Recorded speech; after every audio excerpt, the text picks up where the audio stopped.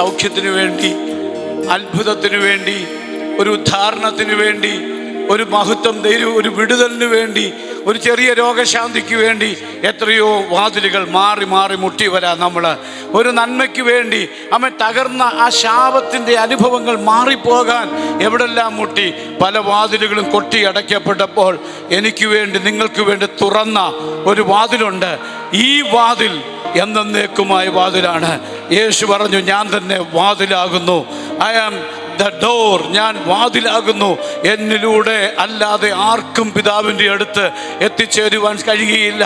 ഈ ലോകത്തിലെ നന്മകൾ മാത്രമല്ല, ഈ ലോകത്തിലെ വിടുതലുകൾ മാത്രമല്ല, ഈ ലോകത്തിലെ ഭൗതിക നന്മകൾ മാത്രമല്ല, നിത്യതയ്ക്ക് പോലും നമുക്ക് വേണ്ടി തുറക്കപ്പെട്ട വാതിൽ.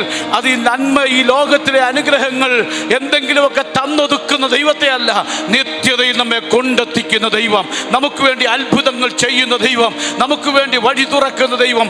ഇന്ന് ഈ ആരാധനയിൽ പരിശുദ്ധാത്മാവ് വ്യക്തമായി ആ വിഷയത്തിൽ അവൻ ഈ ഒന്നിനും തന്നിട വെന്നിയെ വേറെങ്ങും.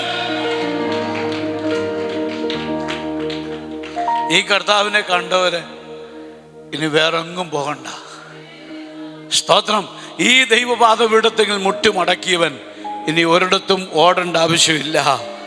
നമ്മുടെ സകല പ്രശ്നത്തിൻ്റെയും മറുപടി ആ ദൈവസന്നിധിയിലുണ്ട്.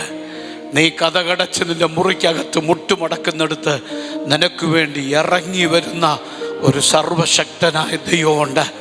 ആമേൻ. ആ ദൈവത്തെ വിട്ടിനി പോകേണ്ട ആവശ്യമില്ല. ആ ദൈവത്തിൽ മുറുകെ പിടിക്കുക. ആമേൻ. മനുഷ്യ ജീവിതത്തിൽ കഷ്ടതയുണ്ട്, പ്രയാസമുണ്ട്. എന്നാൽ അതിനെല്ലാം നമ്മളെ പുറത്തു കൊണ്ടുവരുന്ന, നമ്മളെ കാക്കുന്ന, നമ്മളെ കരുതുന്ന ഒരു സർവശക്തനായ ദൈവം. ആ ദൈവത്തിൻ്റെ ആ സാന്നിധ്യവും കൃപയും അനുഭവിച്ചവർക്കായി ഞാൻ ദൈവത്തിന് സ്തോത്രം ചെയ്യുകയാണ്.